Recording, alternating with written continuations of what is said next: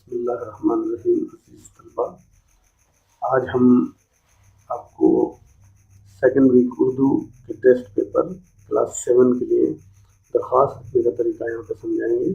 आपके test paper में ये सवाल नंबर 20 है और दरख्वास्त लिखने के लिए सबसे पहले जो चीज़ है उसका तरीक़ाकार आप ज़रा नोट फरमा लें, उस तरीके से लिखा करें, बिल्कुल जिस तरीके से यहाँ लिखा है। पहली लाइन में जब हम किसी को भी दरख्वास्त लिखते हैं तो सबसे पहले हम उस यानी कि अथॉरिटी का नाम सबसे पहले पहली लाइन में लिखते हैं, जिस तरीके से यहाँ लिखा है बखदमत जनाब हेड मास्टर साहब। दूसरी लाइन में हम उस जगह का नाम, उस यानी कि इदारे का नाम लिखते हैं जिसका वो हेड होता है, यानी कि यहाँ लिखा है ideal base public high school. और तीसरी लाइन में हम जगह का नाम लिखते हैं जहाँ का वो हेड होता है, जिस जगह पर वो इदारा वाक़ होता है। यानी कि क्या तरीका हो गया, पहले लाइन में हम एड्रेस करेंगे उस अथॉरिटी को, दूसरा हम उस इदारे का नाम लिखेंगे और तीसरी लाइन में जो है हम जिस जगह वो इदारा वाक़ है उस जगह का नाम लिखेंगे। उसके बाद हम यहाँ उन्वान लिखेंगे। उन्वान क्या है कि 2 दिन की छुट्टी बवजह तबीयत की ख़राबी। हमने 2 दिन की छुट्टी की दरख्वास्त लिखनी है, 2 दिन की छुट्टी बवजह तबीयत की ख़राबी। अब इसको दरख्वास्त को लिखने का तरीका यहाँ लिखेंगे जनाब आला या जनाब अली। ये लिखने के बाद हम इसको थोड़ा सा इस तरफ हट के यहाँ से लिखेंगे गुजारिश अर्ज़ ये है कि फिदवी किसी ऐसे शख्स को कहते हैं जो कि दरख्वास्त दहिंदा हो और शागिर्द हो। तो गुजारिश अर्ज़ ये है कि फिदवी जो कि आपके स्कूल की क्लास 7वीं में ज़ेर तालीम है, फिदवी की कल रात से तबीयत ख़राब होने की वजह से वो स्कूल आने से कासिर है, लिहाजा मेहरबानी फरमा कर फिदवी को 2 यौम की छुट्टी इनायत फरमाएँ। दोबारा नोट कर लें, गुजारिश अर्ज़ ये है कि फिदवी जो कि आपके स्कूल की क्लास 7वीं में ज़ेर तालीम है, फिदवी की कल रात से तबीयत ख़राब होने की वजह से वो स्कूल आने से कासिर है, लिहाजा मेहरबानी फरमा कर फिदवी को 2 यौम की छुट्टी इनायत फरमाएँ। शुक्रिया लिखेंगे यहाँ पे, फिर आगे लिखेंगे एन नवाजिश होगी, नीचे करके लिखेंगे एन नवाजिश होगी और फिर लिखेंगे फ़कत आपकी फर्मा बरदार शागिर्द। आपकी फर्मा बरदार या आपका फर्मा बरदार। अगर लड़की की तरफ से दरख्वास्त होगी तो लिखेंगे आपकी फर्मा बरदार, और लड़के की तरफ से दरख्वास्त होगी तो हम लिखेंगे आपका फर्मा बरदार। यहाँ तारीख और क्लास लिख देंगे साइड में, और इस तरह हमारी ये दरख्वास्त यानी कि एप्लीकेशन कंप्लीट हो जाएगी। तो उम्मीद है कि आप इसकी बेहतर तैयारी करेंगे। इसमें सवाल नंबर 24 भी आपको आज दिया जा रहा है। टेस्ट पेपर का सवाल नंबर 24 है, मुज़क्कर की मोहन्नस लिखें।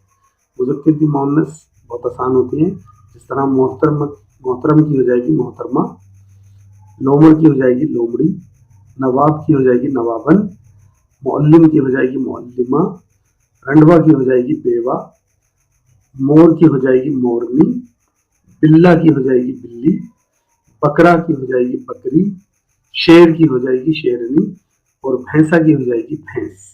तो अजीज तलबा, इसकी बेहतर प्रैक्टिस करें। इसके साथ आपको आपके टेस्ट पेपर का जो सवालात होते हैं उसमें 3 सवालात मज़ीद भी दिए जा रहे हैं तैयारी के लिए। सवाल नंबर 4, हमारे मुआशरे की बुनियाद क्या है। सवाल नंबर 4 है आपके टेस्ट पेपर में, हमारे मुआशरे की बुनियाद क्या है। इसका जवाब इस तरीके से साफ साफ लिखेंगे, हमारे मुआशरे की बुनियाद ये है कि मौसमों और जगह के फ़र्क के बावजूद हम में कोई बुनियादी फ़र्क नहीं और हम मुसलमान जहाँ कहीं भी हों एक ही कौम है। दोबारा इसको पढ़ के देखेंगे, समझेंगे। हमारे मुआशरे की बुनियाद ये है कि मौसमों और जगह के फ़र्क के बावजूद हम में कोई बुनियादी फ़र्क नहीं और हम मुसलमान जहाँ कहीं भी हों एक ही कौम है। सवाल नंबर 5 आपके लिए इसमें है आपके टेस्ट पेपर में, यहाँ देखेंगे मिल्लत इस्लामिया से क्या मुराद है। मिल्लत इस्लामिया से क्या मुराद है। मिल्लत इस्लामिया से मुराद ये है कि दुनिया के मुख्तलिफ मुल्कों और ख़ित्तों में करोड़ों मुसलमान आबाद हैं। वो मुख्तलिफ नस्लों और कबीलों से ताल्लुक़ रखते हैं, मुख्तलिफ ज़बानें बोलते हैं और इनके रंग भी अलग अलग हैं, मगर वो सब एक ही मिल्लत का हिस्सा हैं जिसका नाम मिल्लत इस्लामिया है। तो ये आपकी समझ में आ गया होगा। तीसरा सवाल है हमारा, हम सब का खालिक व मालिक कौन है। हम सब का खालिक व मालिक कौन है। हम सब का खालिक व मालिक अल्लाह है। इसका जवाब होगा हम सब का खालिक व मालिक अल्लाह है। अजीज तलबा, जब आप अपनी कापियाँ बनाते हैं तो कुछ थोड़ी बहुत उसमें अगर कोई मिस्टेक है तो आप इसको देखकर और यहाँ से समझ के उसको दुरुस्त कर लें। Thank you. बिस्मिल्लाहिर्रहमानिर्रहीम। क्लास 7वीं इस्लामियात के टेस्ट पेपर का सवाल नंबर 1, 2 और 3 आपको यहाँ आज दिया जा रहा है और बेहतर तैयारी के लिए।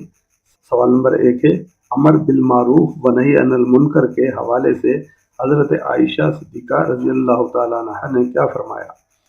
जवाब इसका है, हज़रत आयशा सिद्दीक़ा रज़ी अल्लाह तआला अन्हा फरमाती हैं कि एक कस्बा था जहाँ 18,000 मुसलमान थे और वो इतने परहेजगार, मुत्तकी, नेक और साले थे कि इनके अमाल को अम्बिया कराम अलैहिस्सलाम के अमाल के बराबर समझा जाता था, मगर उन पर अज़ाब इलाही नाजिल होने की वजह महज इतना नक्स था कि अल्लाह की नाफरमानी देखकर ना तो उन्हें गुस्सा आता था बल्कि वो अमर बिल मारूफ व नही अनिल मुनकर को छोड़े हुए थे, लिहाजा बदतरीन हलाकत और अज़ाब इलाही का शिकार हुए।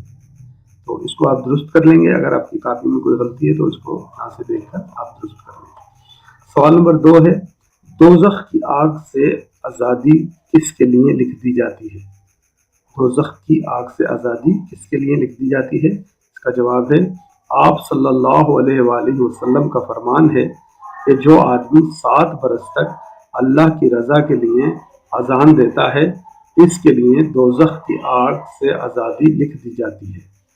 सवाल नंबर 3, ये हिस्सा तफसीलात से सवाल नंबर 3 है आपका, अमर बिल मारूफ व नही अनिल मुनकर पर वही शख्स अमल कर सकता है जिसमें कौन सी 3 खासियतें पाई जाती हैं? दोबारा सुन लें सवाल को।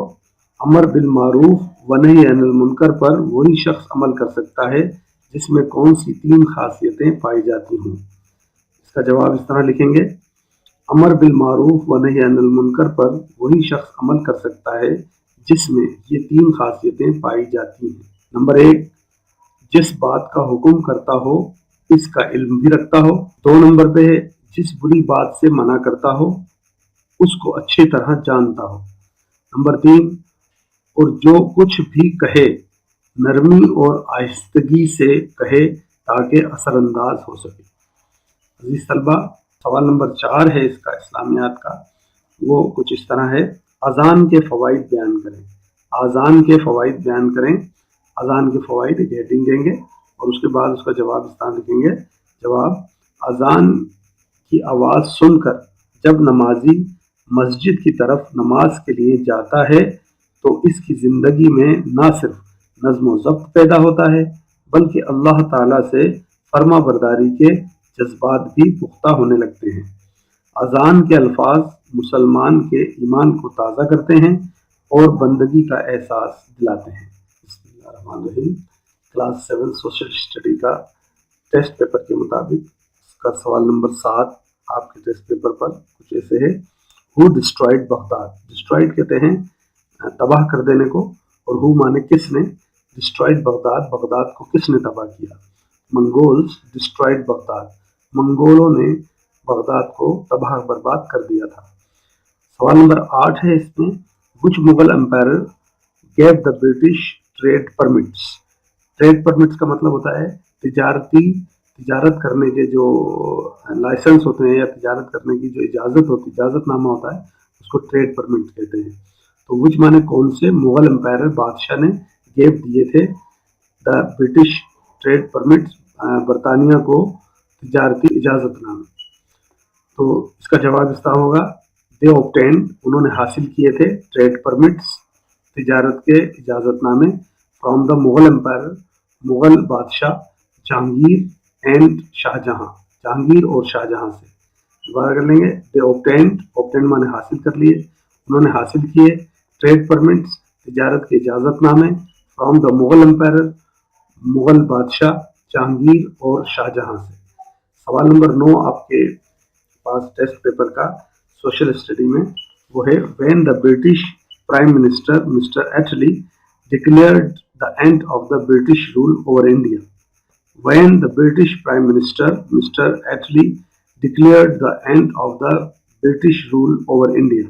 इसका मतलब है वैन माने जब, ब्रिटिश प्राइम मिनिस्टर मतलब है बरतानिया के वजीर आजम मिस्टर एटली उनका नाम था, डिक्लेयर्ड ऐलान किया, the end of the British rule, British की हुकूमत के खात्मे का, ओवर इंडिया, इंडिया से ब्रिटिश के यानी कि बरतानिया की हुकूमत के खात्मे का ऐलान मिस्टर एटली ने कब किया? इसका जवाब इस तरह होगा, इन फरवरी 1947 the British Prime Minister Mr. Attlee declared the British rule over India will end before June 1948. दोबारा पढ़ेंगे इसको, इन फरवरी 1947 फरवरी 1947 में द ब्रिटिश प्राइम मिनिस्टर बरतानिया के वजीर आजम मिस्टर एटली ने डिक्लेयर्ड ऐलान किया था, the British rule over India से बरतानिया की हुकूमत के खात्मे का विल एंड कि ये खत्म हो जाएगी बिफोर जून 1948 से पहले। अगला सवाल है question number 10, when and where Lord Wavell invited the Indian leaders for talks. When and where, कब और कहां, लॉर्ड वेवेल नाम है, इनवाइटेड माने मदऊ किया था, द इंडियन लीडर्स इंडिया के रहनुमाओं को, फॉर टॉक्स बातचीत के लिए। कब और कहां लॉर्ड वेवेल ने मदऊ किया था या दावत दी थी इंडियन लीडर्स को बातचीत के लिए, गुफ्तगू के लिए? इसका जवाब होगा, इन 1945 में the Indian leaders were invited, Indian रहनुमा थे उनको मदऊ किया गया था, दावत दी गई थी, फॉर टॉक्स गुफ्तगू के लिए, बातचीत के लिए, एट शिमला पर, bye the viceroy of Lord Wavell, उनकी तरफ से। दोबारा इस सवाल के जवाब को देखेंगे, in 1945 the Indian leaders were invited for talks at Shimla by the viceroy lord Wavell. Thank you. अजीज तलबा, क्लास 7 इंग्लिश के टेस्ट पेपर में सवाल नंबर 4 आज आपको 4 और 5 प्रैक्टिस के लिए दिया जा रहा है। इस सवाल की जरा हम इसको जानेंगे कि इस सवाल में क्या पूछा जा रहा है। What condition was imposed on the prisoners of the Battle of Badr? What condition, what का मतलब होता है क्या, condition का मतलब होता है कि शराइत, was imposed माने लागू की गई थी या लगाई गई थी, on the prisoners कैदियों पर, of the Battle of Badr, बदर के जंग बदर के कैदियों पर कौन सी कंडीशंस या कौन सी शराइत लागू की गई थी? इसका जवाब होगा, the following conditions were imposed on the prisoners of the battle of the बदर एज द डायरेक्शन ऑफ हजरत मोहम्मद सल्लल्लाहु अलैहि वसल्लम। मंदरजा झेल कंडीशंस जो है यानी कि शराइत हैं वो जंग बदर के कैदियों पर लागू की गई थी हजरत मोहम्मद सल्लल्लाहु अलैहि वसल्लम के फरमान के मुताबिक या हिदायत के मुताबिक। वो क्या थी? Number 1, educated prisoners will have to teach to the non-educated Muslims children so that they may learn read and write.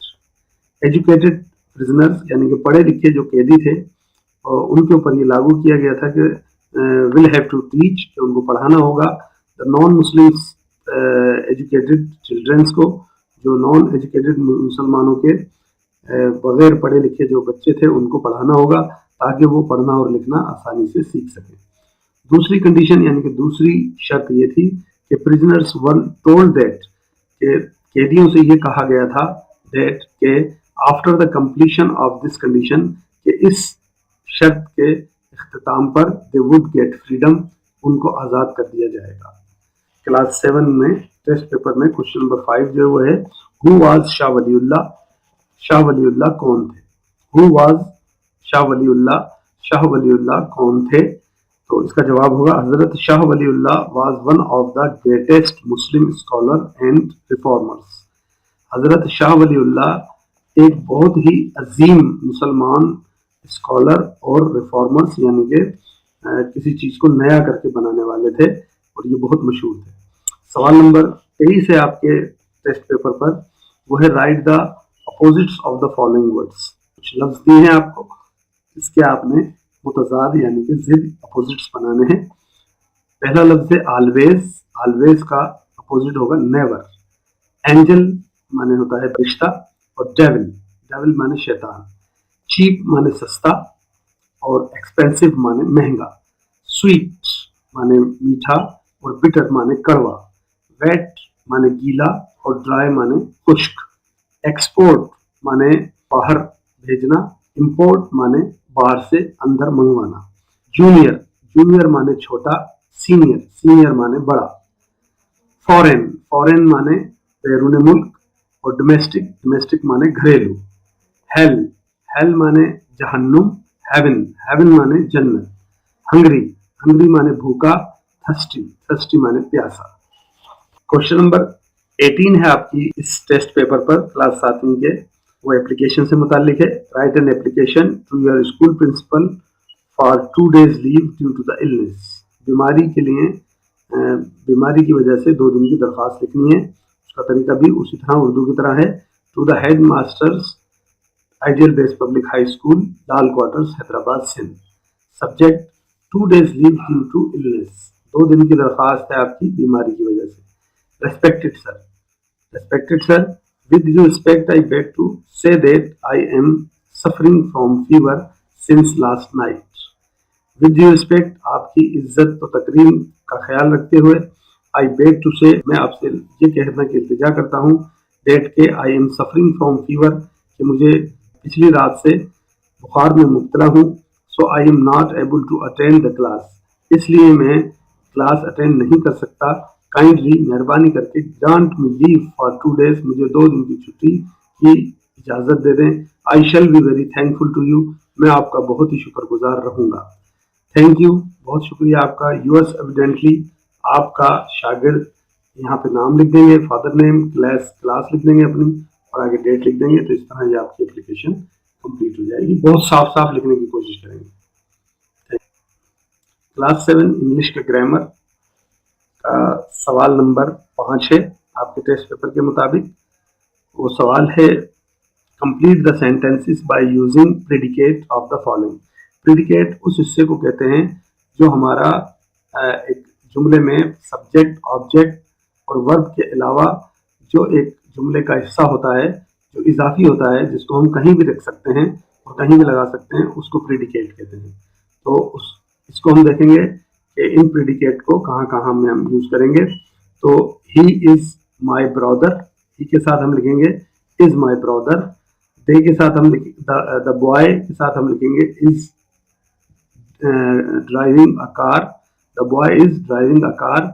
The bird sings very sweet song, the bird sings very sweet song.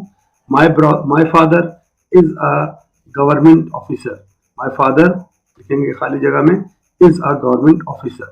The girls खाली जगह में लिखेंगे are the clever than boys. The girls are clever than boys. Question number 6 आप अपनी screen पर देखेंगे तो वो कुछ इस तरीके से है, complete the following sentences by using subjects before the predicates. अब प्रीडिकेट से पहले हमने सब्जेक्ट देने हैं, यानी कि काम करने वाला।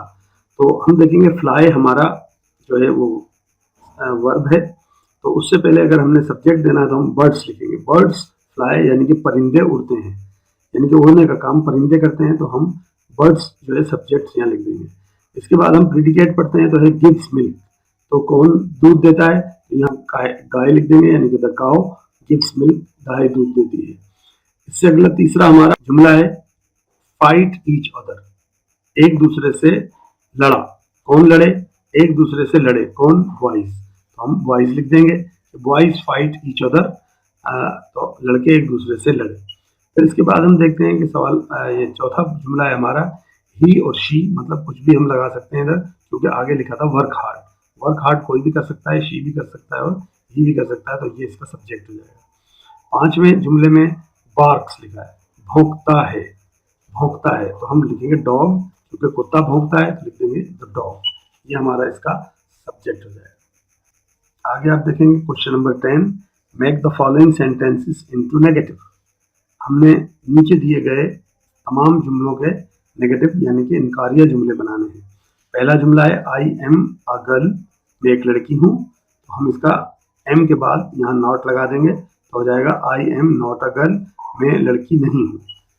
फिर दूसरा जुमला है ही वॉज माई फ्रेंड, वो मेरा दोस्त था। उसके लिए was के बाद फिर यहाँ नॉट लगा देंगे, तो हो जाएगा he was not my friend, वो मेरा दोस्त नहीं था। तीसरा जुमला है we make a table, हम एक टेबल बनाते हैं, हम टेबल बनाते हैं।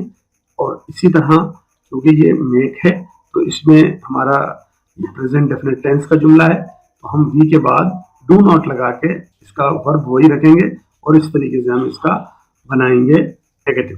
तो कैसे हो जाएगा, वी मेक अ टेबल और इसका नेगेटिव बन जाएगा we do not make a table. आगे हम देखेंगे कि चौथा जुमला हमारा ऐसा है I read a book. I read a book present definite tense का जुमला है, तो इसके अंदर हम चौथा जुमला जो आई रीड अ बुक है उसको लिखेंगे आई, इस रीड से पहले डू नॉट लगा देंगे, I do not read a book, मैं किताब नहीं पढ़ता हूँ। इसके बाद पांचवा जुमला है ही रैन वेरी फास्ट, वो बहुत तेज भागा। ही रैन वेरी फास्ट, वो बहुत तेज भागा, क्योंकि ये पास्ट टेंस है, सेकंड फॉर्म है रेन रन का, तो इसलिए क्योंकि सेकंड फॉर्म है तो ये पास्ट इंडेफिनिट टेंस का जुमला है। तो पास्ट इंडेफिनिट टेंस में हम नेगेटिव बनाने के लिए डिड नॉट का इस्तेमाल करते हैं, तो हम लिखेंगे he did not run very fast. Rain जो है वो रन में चेंज हो जाएगा फर्स्ट फॉर्म में, क्योंकि यहाँ डू के सेकंड फॉर्म डिड आ गया है, इसलिए he did not run very fast. हम इस जुमले को इस तरह लिखेंगे। छठा जुमला है हमारे पास Ali came late. Ali late आया, अली केम लेट, अली देर से आया, ये भी पास्ट टेंस है हमारा। केम, केम सेकंड फॉर्म है, तो इस सेकंड फॉर्म की वजह से यहाँ पे डिड नॉट लगेगा और केम जो है वो कम में चेंज हो जाएगा, इसलिए लिखेंगे Ali did not come late, Ali देर से नहीं आया। सातवां जुमला है he is a good boy. He is a good boy, वो एक अच्छा लड़का है। इसके अंदर सिर्फ इस के बाद हम नॉट लगा देंगे तो ये हमारा नेगेटिव हो जाएगा, he is not a good boy. आठवां जुमला हमारे पास है वी आर प्लेइंग क्रिकेट, हम क्रिकेट खेल रहे हैं। आर के बाद सिर्फ नॉट लगा देंगे, we are not playing cricket, हम क्रिकेट नहीं खेल रहे हैं। इसके बाद नौवां जुमला हमारे पास है they're singing a song. They're singing a song, वो एक गाना गा रहे थे। इसका अंदर सिर्फ हम वर्ब के बाद नॉट लगा देंगे तो ये नेगेटिव हो जाएगा, they're not singing a song. Class 7 science के टेस्ट पेपर का क्वेश्चन नंबर 7 आपको यहाँ पे तैयारी के लिए दिया जा रहा है। सवाल कुछ इस तरीके से, what is chloroplast. What is chloroplast, chloroplast क्या होता है, व्हाट इट्स यूज, और इसका क्या इस्तेमाल होता है। क्लोरोप्लास्ट क्या होता है और इसका इस्तेमाल क्या होता है। इसका जवाब होगा the plant contain green material. जो पौधे होते हैं वो जो सब्ज हिस्सा होता है उस पर मुश्तमिल होते हैं, which is known as chloroplast, जो कि क्लोरोप्लास्ट कहलाता है। यानी कि पौधे में जो ग्रीन जो उसके अज्जा होते हैं वो क्लोरोप्लास्ट कहलाते हैं। It is the basic unit for the preparation of food, और ये उसके बेसिक यानी कि बुनियादी एक यूनिट होता है उसकी ग़िज़ा की तैयारी के लिए। किसी भी पौधे में ग़िज़ा की तैयारी जो है वो क्लोरोप्लास्ट के जरिए होती है, और इस तरीके से वो जो क्लोरोप्लास्ट होता है वो उसमें इसका एक ग्रीन मादा होता है जो कि प्लांट में क्लोरोप्लास्ट कहलाता है, और ये उसकी ग़िज़ा की तैयारी में एक अहम बुनियादी रुकन होता है। अगला सवाल है question number 8, what is meant by the photosynthesis. What is meant by the photosynthesis, photosynthesis का क्या मतलब होता है। इसका जवाब होगा द फोटो मीन्स लाइट। हम जानते हैं कि फोटो का मतलब लाइट होता है, photo means light, and synthesis means put together. Synthesis का मतलब होता है कि एक साथ रखना या एक साथ जाना। Oxygen comes out of the leaves, oxygen बाहर आ जाती है पत्तों से, एंड स्केप्स, और फरार हो जाती है इनटू द एटमॉस्फेयर, माहौल में। यानी कि oxygen comes out of the leaves, oxygen बाहर आ जाती है पत्तों से, एंड स्केप्स, और फरार हो जाती है इनटू द एटमॉस्फेयर, माहौल में। इस अमल को हम फोटोसिंथेसिस कहते हैं कि उसमें ऑक्सीजन पत्तों से बाहर आती है और वो जो है हवा में, माहौल में जो है वो फरार हो जाती है या गुम हो जाती है। इसके बाद सवाल नंबर 9 है हमारा टेस्ट पेपर का, what is the relationship between the plants and environment. What is the relationship between plants and environment. What is the relationship, क्या रिश्ता है between the plants and environment, पौधों और माहौल का, पौधों और माहौल का आपस में क्या रिश्ता है? इसका जवाब इस तरह लिखेंगे, the relationship between plants and environment, कि पौधों और माहौल के दरमियान जो रिश्ता है इज वेरी इंपॉर्टेंट, वो बहुत अहम है। प्लांट्स टेक वाटर, पौधे पानी हासिल करते हैं, एंड कार्बन डाइऑक्साइड और कार्बन डाइऑक्साइड, पौधे पानी और कार्बन डाइऑक्साइड लेते हैं फ्रॉम द एनवायरनमेंट, माहौल से, एंड इन रिटर्न, और फिर ये इनको वापस कर देते हैं, गिव अस, हमको, फूड एंड ऑक्सीजन, ग़िज़ा और ऑक्सीजन बना के, विच आर एसेंशियल, जो कि बहुत ज़रूरी होता है, टू मेंटेन, कायम रखने के लिए, लाइफ ऑफ द अर्थ, दुनिया पर जिंदगी को, दुनिया पर जिंदगी को कायम रखने के लिए अमल बहुत ज़रूरी होता है। Thank you. अजीज तलबा, क्लास 7 के टेस्ट पेपर मैथ का क्वेश्चन नंबर 4 यहाँ पे आपको प्रैक्टिस के लिए दिया जा रहा है। इसका सवाल में आप देखेंगे तो लिखा है, solve the following with the help of the number line. तो ये नंबर लाइन में लिखा है, इसको हम सवाल को बिल्कुल इसी तरीके से पहले एक दफ़ा नीचे उतारेंगे, फिर यहाँ से इसको काटेंगे 2 के पहाड़े से, 2 एकम 2, 2 चौक 8। तो यहाँ कुछ नहीं बचा, तो इस प्लस को इस प्लस से देंगे, प्लस प्लस प्लस हो जाएगा, और यहाँ 4 बचा था तो यहाँ 4 लिख देंगे। सवाल नंबर 2 पे जब हम देखते हैं तो कुछ इस तरीके से लिखा है, -14 डिवाइडेड बाय -7। तो हम इसको भी काटेंगे, 7 एकम 7 और 7 दूनी 14, लेकिन यहाँ एक माइनस है, यहाँ माइनस है, इस माइनस को माइनस से देंगे तो हो जाएगा माइनस माइनस प्लस। तो यहाँ कुछ नहीं बचा था, यहाँ 2 बचा, तो सिर्फ हम यहाँ लिख देंगे 2, तो ये हो जाएगा +2, इसका जवाब हो जाएगा। अब हम देखते हैं सवाल नंबर 3 है कि प्लस का 15 डिवाइडेड बाय 5, माइनस का 5, तो हम इसको भी काटेंगे दोबारा, इधर सवाल को लिख के, 5 एकम 5, 5 दिया 15। तो यहाँ एक प्लस था और यहाँ एक माइनस था, तो हम प्लस माइनस को जब करते हैं तो प्लस माइनस माइनस हो जाएगा, और क्योंकि यहाँ कुछ नहीं बचा था तो यहाँ 3 बचा, तो हमने लिख दिया, इसका जवाब -3 हो जाएगा। इसी तरीके से अगर हम आगे देखें चौथे सवाल में, तो -6 डिवाइडेड बाय +2, तो इसको भी हम काटेंगे नीचे लिखकर इस स्टेप को पूरा, 2 एकम 2 और 2 तिया 6। तो यहाँ एक जगह माइनस है, एक जगह प्लस है, इस प्लस को इस माइनस से दिया, प्लस माइनस माइनस, तो क्योंकि यहाँ कुछ नहीं बचा था, यहाँ 3 बचा था, तो हमने यहाँ पे 3 लिख दिया। क्वेश्चन नंबर 5 आपके टेस्ट पेपर में, name the following each property and verify, इसको वेरीफाई करेंगे। यहाँ जिस तरीके से सवाल लिखा है उसको थोड़ा सा चेंज करके हमने इस तरह लिखा है, यानी कि यहाँ पहले -7 लिखा था, तो यहाँ -7 आखिर में लिखा है, यहाँ -9 जो है वो हमने पहली रकम के बाद लिखा था, यहाँ सबसे पहले लिखा है, तो इसको कहते हैं खासियत तलाज़ुम। तो इसमें दोनों में प्लस बीच में है, तो इसको सॉल्व करने के हैं, -7 का हम -7 लिख देंगे, इस प्लस से इस माइनस को मल्टीप्लाई करेंगे तो प्लस माइनस माइनस हो जाएगा, प्लस माइनस माइनस हो जाएगा। तो यहाँ पे पहले हमने सवाल को जैसे था वैसे ही उतारा एक दफ़ा, इस सवाल को बिल्कुल इस तरीके से उतारा, फिर उसके बाद हमने यहाँ पे देखा तो -7 को हमने -7 लिखा, फिर प्लस माइनस माइनस, और ये 9 का 9 यहाँ पे हमने उतार दिया। फिर उसके बाद इक्वल टू की, यानी कि बराबर की, मुसावात की निशानी यहाँ पे लगाई, फिर उसके बाद हमने -9 को -9 लिखा, फिर प्लस को माइनस से किया, प्लस माइनस माइनस, और 7 को इसी तरह उतार दिया। अब हम देखते हैं कि माइनस का 7 है और माइनस का 9 है, इन दोनों को जब हम मिलाते हैं तो इसका प्रोडक्ट 16 हो जाता है, और क्योंकि ये माइनस का 7 था, माइनस का 9 था, तो ये माइनस का 16 कहलाएगा।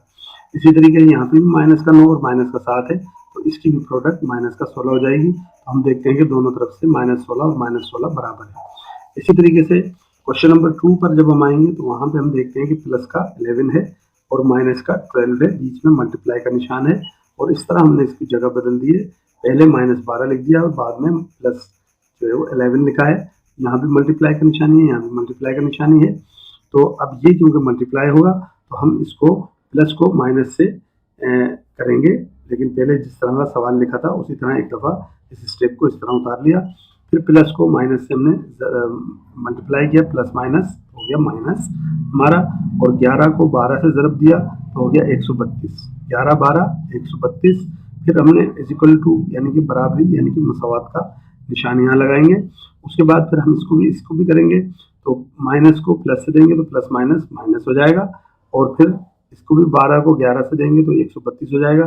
तो 132 माइनस का यहाँ भी हो जाएगा और 132 माइनस का यहाँ भी हो जाएगा, इसलिए हम देखते हैं कि दोनों साइडें बराबर हैं, तो ये प्रूफ हो जाता है, वेरीफाई हो जाता है। क्वेश्चन नंबर 8 है हमारा, सिंप्लीफाई करना है इसको, बहुत ही आसान सवाल है, और से देखेंगे। सिंप्लीफाई करना है मतलब मुख्तसर करना है, सादा बनाना है। सवाल है 2/5 प्लस 1/5, क्योंकि इसके डिनोमिनेटर यानी कि नीचे की रकमें एक जैसी हैं तो हम इसको एक दफ़ा यहाँ उतार लेंगे, और ऊपर के जो भी हमारे रुकन हैं 2 और 1 बीच में प्लस है तो उसको 2 + 1 करके लिख देंगे। अब इसके अंदर आगे हम देखते हैं कि 2 और 3 को 2 और 1 को अगर हम प्रोडक्ट बनाते हैं तो वो 3 बन जाता है, यानी कि 2 और 3, 2 और 1 3 हो जाएगा, तो 3 यहाँ लिख देंगे और 5 को इसी तरह यहाँ उतार देंगे। तो 3/5 यानी कि 3/5 इसका जवाब हो जाएगा। सवाल नंबर 2 है आपका यहाँ पे, -3/2 माइनस इन ब्रैकेट है -2/3। तो इसको सॉल्व करने के लिए सबसे पहले हम लिखते हैं माइनस, लिखेंगे 3/2। 3/2 के बाद जो है हम यहाँ पे देखते हैं कि यहाँ माइनस है और अंदर भी माइनस है, तो इस माइनस को इस माइनस से हम मल्टीप्लाई करेंगे, माइनस माइनस प्लस हो जाएगा, और 2/3 जिस तरह था उसी तरह हम उतार देंगे। अगले स्टेप में हम इस 3 को इस 3 के साथ मल्टीप्लाई करेंगे और इस 2 को इस 2 के साथ मल्टीप्लाई करेंगे। तो इस 3 को इस 3 के साथ मल्टीप्लाई किया यहाँ पे ऐसे, और माइनस को हमने इस तरह लिख दिया। ये बीच में फिर प्लस जो था वो यहाँ आ गया, और इस 2 को इस 2 के साथ मल्टीप्लाई किया तो इस तरह इस शक्ल में हमने लिख दिया। उसके बाद नीचे जो 2 और 3 था इन दोनों को भी हमने आपस में मल्टीप्लाई करके लिख दिया। अब मल्टीप्लाई के अमल के बाद यहाँ पे इसका प्रोडक्ट 3 3 9 हो गया माइनस का, और यहाँ प्लस लगाया तो ये 2 2 4 हो गया, और इस तरह 2 3 6 हो गया। तो इसके बाद हमने यहाँ देखा कि माइनस का 9 है और ये प्लस का 4 है। प्लस का 4 जब माइनस के 9 से निकालेंगे तो माइनस का 5 बच जाएगा, और फिर नीचे 6 हम उसी तरह लगा देंगे, तो इस सवाल का जवाब हो जाएगा -5/6। नंबर सवाल है 2/9 मल्टीप्लाई बाय 3/16।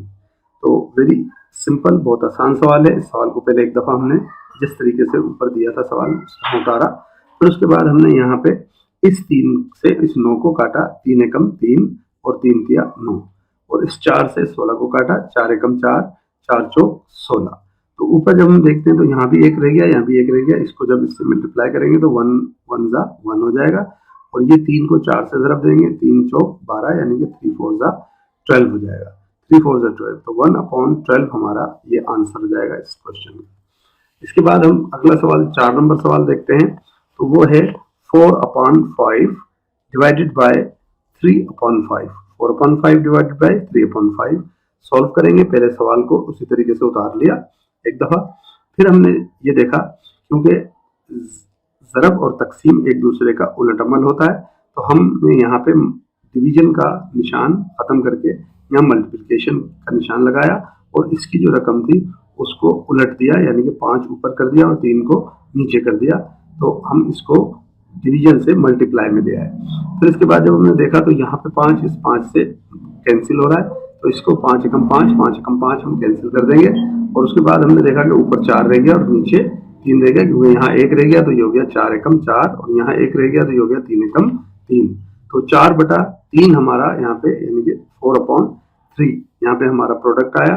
इसके बाद हमने क्योंकि इसको फर्दर सॉल्व करना था तो हम इसको तकसीम के अमल में ले जाते हैं, 4 को हम अंदर रख लेते हैं और 3 से हम इसको डिवाइड करते हैं, तो 3 1 3, 3 1 3 आ जाएगा, तो 4 में से 3 गया तो 1 बचेगा, इसलिए जो जवाब था हमारा वो साइड में आ जाएगा, एक सही, और जो रिमाइंडर था वो ऊपर आ जाएगा। एक सही 1/3, यानी कि जिससे हमने तकसीम किया था वो सबसे नीचे आ जाएगा, तो एक सही 1/3 इस सवाल का जवाब होगा। Thank you. सिंधी डिक्टेशन है। पहला लफ्ज़ है विसारे, विसारे माने भुला के। बारो लफ्ज़ है बिगड़ेल, बिगड़ेल माने बिगड़ा हुआ। तेरो लफ्ज़ है न्याणे, न्याणे माने लड़कियां। चौदह लफ्ज़ है पैदा थियण, पैदा थियण माने पैदा होना। 15 लफ्ज़ है जीअरो, जीअरो माने जिंदा। 16 लफ्ज़ है छदींदा, छदींदा माने छोड़ देना। 17 लफ्ज़ है नंढन मसलन, नंढन मसलन माने छोटे मसले।